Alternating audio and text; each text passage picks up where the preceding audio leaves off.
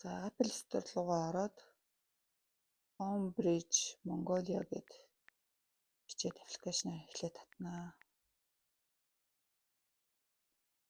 Mongolia гэдгийг заавал хойно бичиж өгөөрэй. За аппликейшн ингээд татчихад аппликейшн руугаа ороод за байршлаар нь Улаанбаатар Дархан Эрдэнэт гэд хайх боломжтой. Яг аль байршилд орон сууцтэй сонирхчинд орон сууц, гест хаус, зочд буудал хаус, туслан гэд дотор ангиллуудтай байгаа. За хостоор бүртгүүлэхийн тулд та өөрийнхөө нэрийг бичээд би түрээслүүлэгчдийн чеклээд за тань дээр тэгээд баталгаажуулах 4 оронтой код ирнэ. Гар утсан мессеж дээр нь тэр кодоо оруулаад баталгаажуулнаа. Тэгээ үйлчлэгээ зөвшөөрчөөнийг заавал чеклэн. Тэгээ оронгууд зар нэмэх хэсэг дээрээ дарангууд зааж хамгийн дээр нь зарынхаа галчгийг бичнэ. Аль утганы хэдэн өрөө байр вэ гэдгээ бичээрэй. Байршил бичих шаардлагагүй. Угаасаа байршил нь гараад ирнэ.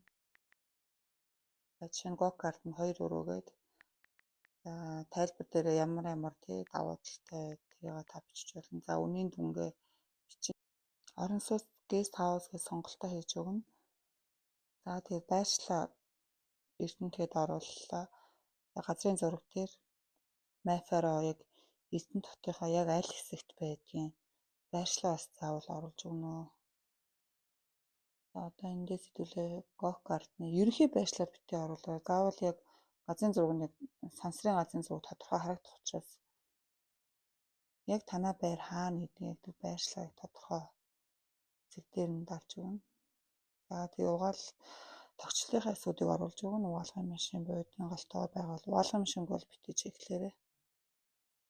За тэгээ зураг оруулж өгнө. Хэдэн ч зураг оруулж болно байрныхаа. Би жишээ болгоод нэг зураг орууллаа.